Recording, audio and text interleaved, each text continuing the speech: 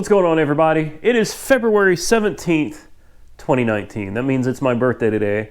That means I am... How old would you guess I am? I am 39 years old today. Wow, 39, almost 40. That's crazy to think I managed to live this long. So, hey, you guys notice something missing behind me? Where did my Sasha Banks go? It was sitting right here. I should say. She was sitting right here waiting for me to tack her back up, and... well, she's gone. She's completely gone. Now, I'm sick, and I mean, here's another clue. Another clue. My fiance's coffee cup by my tools. So my fiance's been out here. Where, oh where could Sasha Banks be?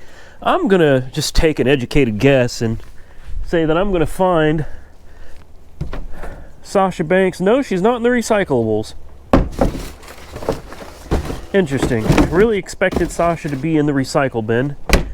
Maybe she didn't want her to be recycled. No? Huh.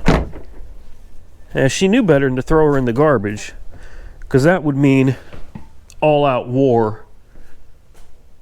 Huh. Very, very interesting that Sasha disappeared. Anyway, unfortunately, I ain't been able to make any videos lately because I've been really, really sick. It never fails, man. I don't know what is going around here, but I'm sick.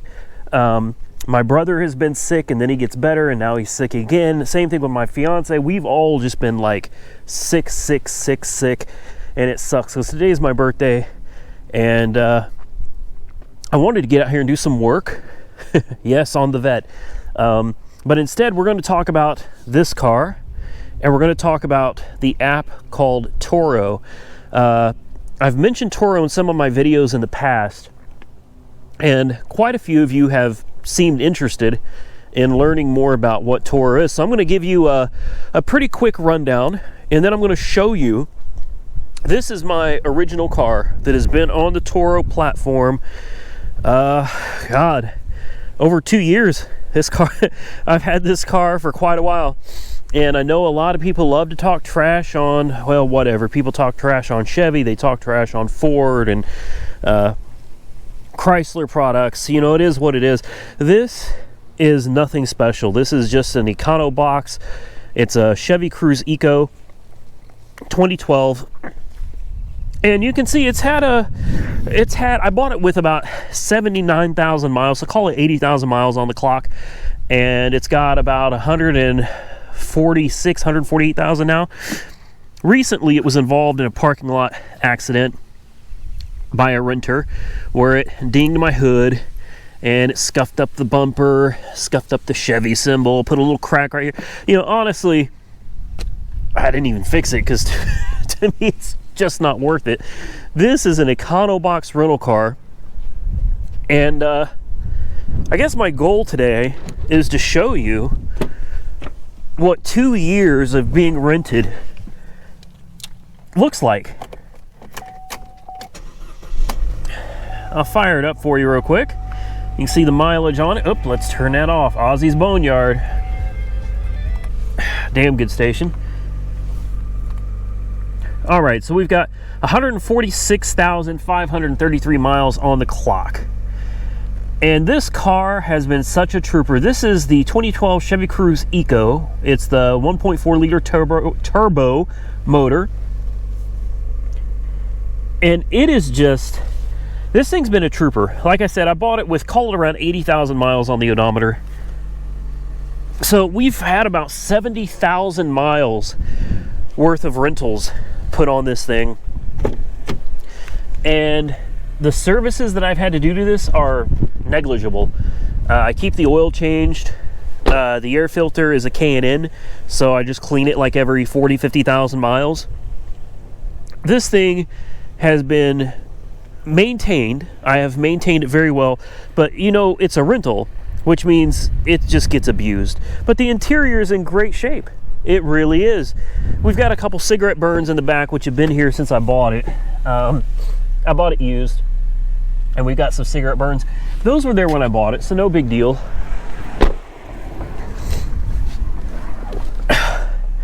And other than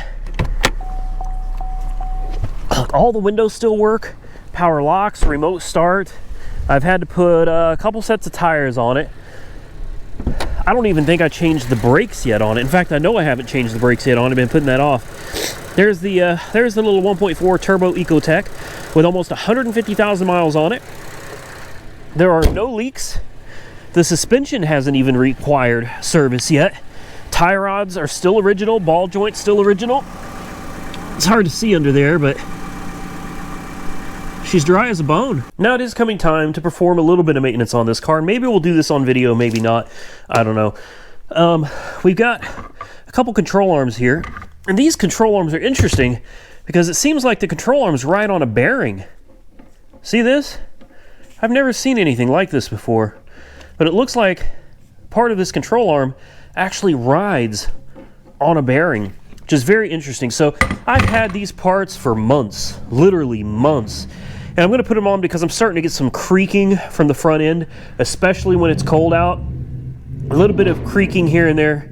And I suspect it's coming from the control arms. I took it to Firestone. They looked at it. They suspect it's coming from the control arms. So we'll just replace the control arms and see how that goes. Also, the back brakes have been squeaking since I bought it. So we got some new ceramic rear, are these brake pads or brake shoes? Premium disc brake pads and shoes. I'm going to guess that these are the pads because I do have drilled and slotted rotors in the front. All right, here are the shoes. So we got the brake pads, we got the brake shoes. I'm about to lose everything up here in a quick hurry. We got new rotors. I guess I did, okay, so I'm switching out my drilled and slotted, I guess. Like I said, I bought this stuff months ago, totally forgot I had it. And then in here, we've got brand new drums for the rear. Yeah, I know, it's crazy, but this car uses drum brakes on the rear. Then in here, we've got shocks for the Corvette. We're not interested next, we're talking about the Cruze today. So, aside from tires and basically oil changes, I had the tranny fluid flushed once. The coolant was done once. And that's it. That's it. So this car has been an absolute dream to own. Like, this is the car, in my opinion, everybody hopes to get. You know, when you buy a car, you want something that's going to cost next to nothing to maintain and is going to be reliable. And you want it to be a cheap car.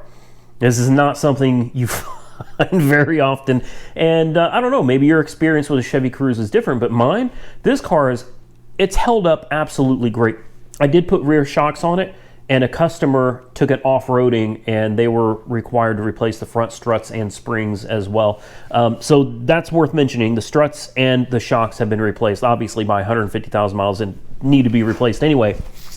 So an absolute dream to own this thing. And, you know, even though I don't really use it for personal use anymore, there are occasions where I will jump in it if it's available. Typically it's rented out, but if it's available, I'll take it up and down the road. It's a great car. It gets great fuel economy. It'll pull 40s on the highway. Wonderful car, but let's talk more about Toro. Toro is something, it's an app. All right, you can find it on Google Play. You can find it on the Apple Store. Forgive me if the video is choppy, like I have to cut scenes because I'm coughing and I gotta blow my nose, and this is a difficult video to make right now. But I wanna get this video out because I've had quite a few of you interested in Toro. So I use Toro as a host and as a renter. So we'll talk about both of those. As a host, that means that I am taking my personal vehicles and I am listing them on the Toro platform for rent so that other people can rent these cars from me.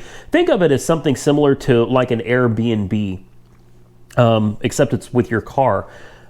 People out there are looking to rent a car and they want it to be more streamlined and easy.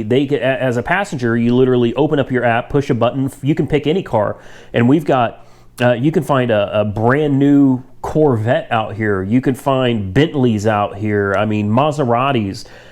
And I'm in a not a very good market. Okay, if you live in a bigger area, a bigger city, places like Dallas or New York City, Atlanta, San Francisco, Portland, Seattle, oh man, the options are limitless. And this is where we'll talk about being a host first, and then I'll get in.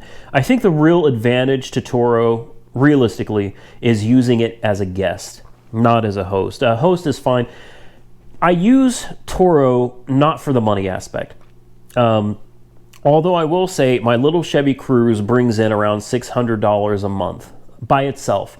So the money is very decent, but I use it for the tax write-off, the mileage deduction. I'm not overly interested in making a profit with Toro because making a profit defeats the purpose of using it for the mileage deduction to offset my income. So if you're an individual that makes a decent amount of money and the IRS is always wanting to take a nice fat chunk of your money because of that, you can go out, buy you 2 or 3, if you can afford it obviously, of these cheap little Econo boxes, whatever, Hyundai Elantra or there's a lot of different ways to do it. There are people out there that go out and buy $100,000 worth of Mercedes and they rent them out. And, that works great for them. But for me, I don't see that as really beneficial. For me, what I'm looking at is bottom of the barrel, lower tier cars, cheap cars. These are cars you can buy for next to nothing. And the cheaper you can get them for and keep maintenance costs down, the more you stand to gain from the mileage deduction. If you've got a brand new $40,000, $50,000 Mercedes-Benz, you're going to get the same mileage deduction as I'm going to get. And you're not going to have near as many renters because it's an upper class car. It's going to come at a premium price to your renters. Now, there are ups and downs to all of this, but personally, I'm looking at it from a deductions perspective. And for that purpose, I choose to keep my cars basically bottom of the barrel, cheap gas savers. And it works out great. My cars are typically rented out all the time. My Prius is rented out almost 24/7. It's not here. And the Cruze is rented out 24/7. Both cars have been excellent cars on the Toro platform. They still bring in a decent amount of profit.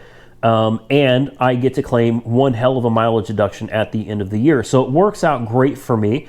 Some of the downsides to being a host is, you got to keep these cars clean. My cars are available pretty much 24/7. So you can set a schedule to where people can only rent your cars during certain times or on certain days. That really helps things out a lot. Or you can have them available 24/7. Excuse me.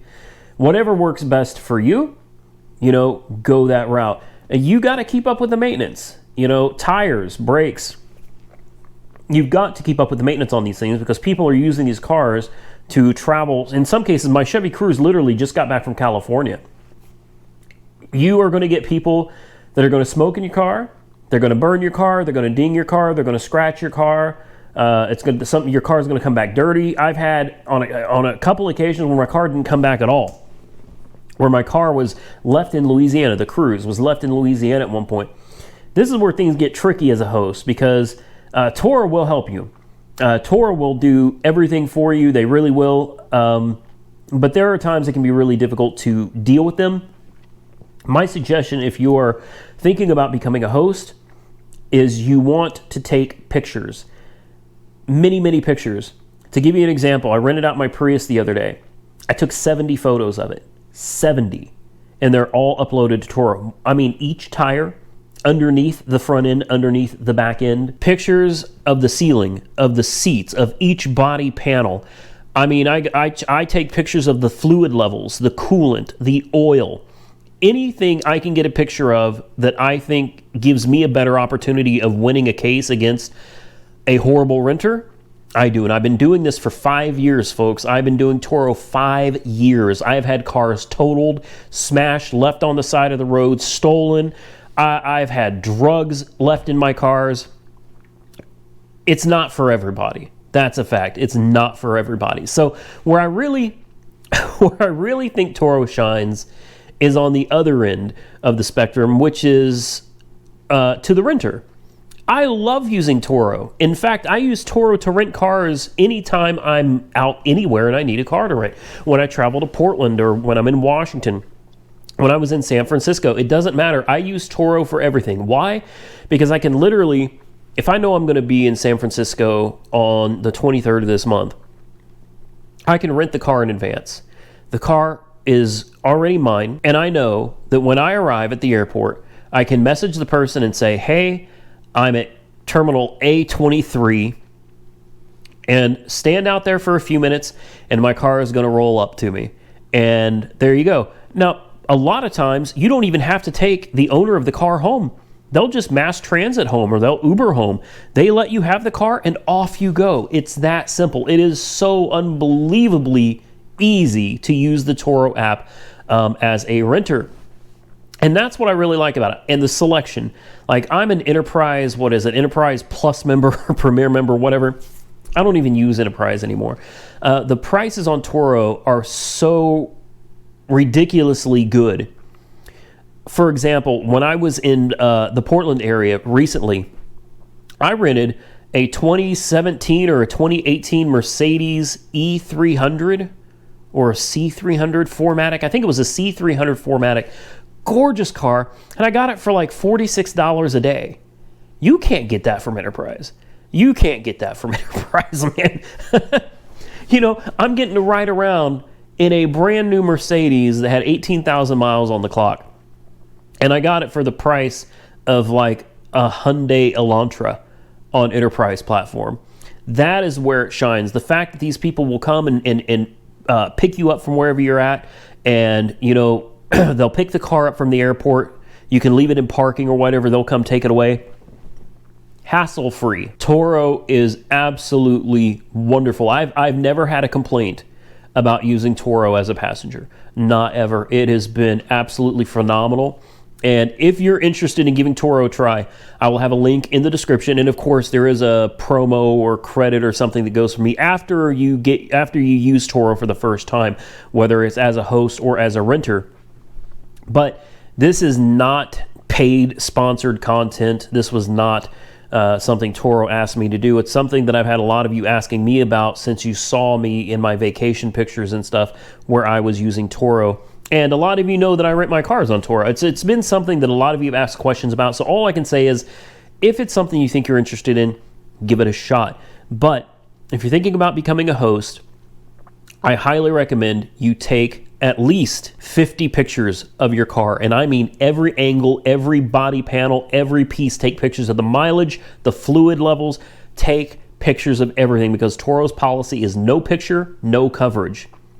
And I'm serious about that.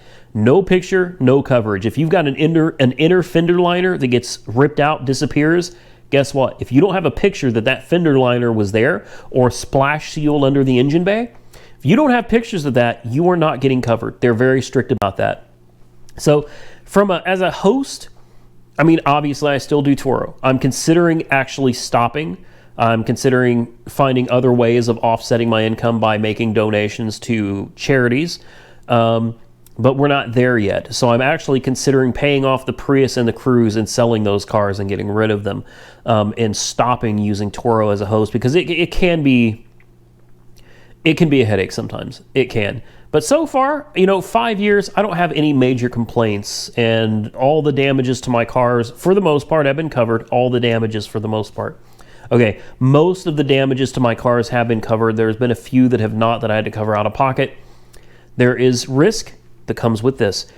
But from a passenger perspective, you can get some amazing deals on cars, man. Some real amazing deals on some really nice cars. You want to roll around for a day or two, living, like a boss, mobbing around in a Bentley or something.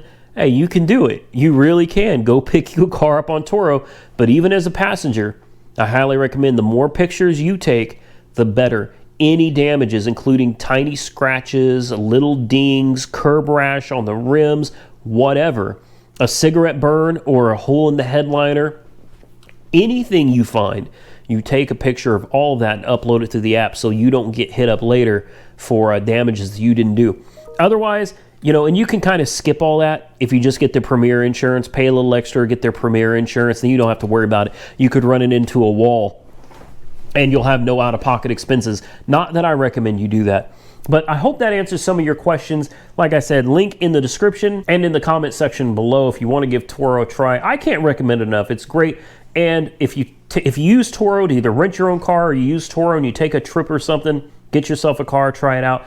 It gives me $25 worth of credit on my Turo app so that I can rent cars in the future with no out-of-pocket expense.